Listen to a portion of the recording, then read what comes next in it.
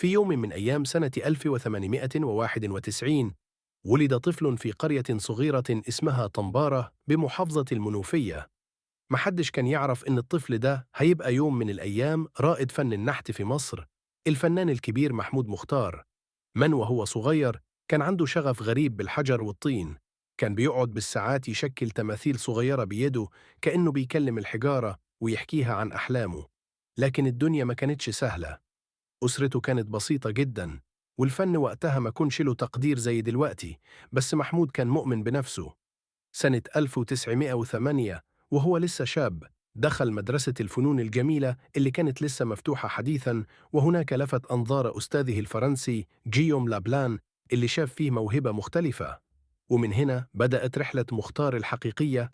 سافر فرنسا بمنحة دراسية، وهناك تأثر بالتماثيل الكلاسيكية الأوروبية، لكن قلبه كان دايما في مصر.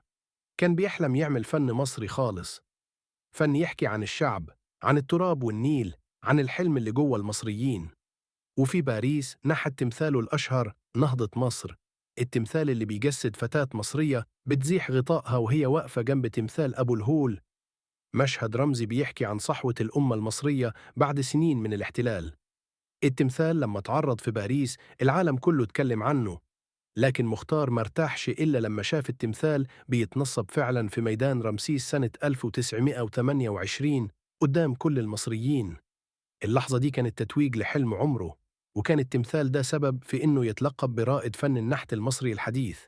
لكن القدر ما اداهش عمر طويل، توفى محمود مختار سنة 1934 وهو عنده 43 سنة بس. رحل بدري لكن ساب وراه تراث من التماثيل والروح المصرية الأصيلة اللي خلت اسمه يفضل عايش لحد النهاردة.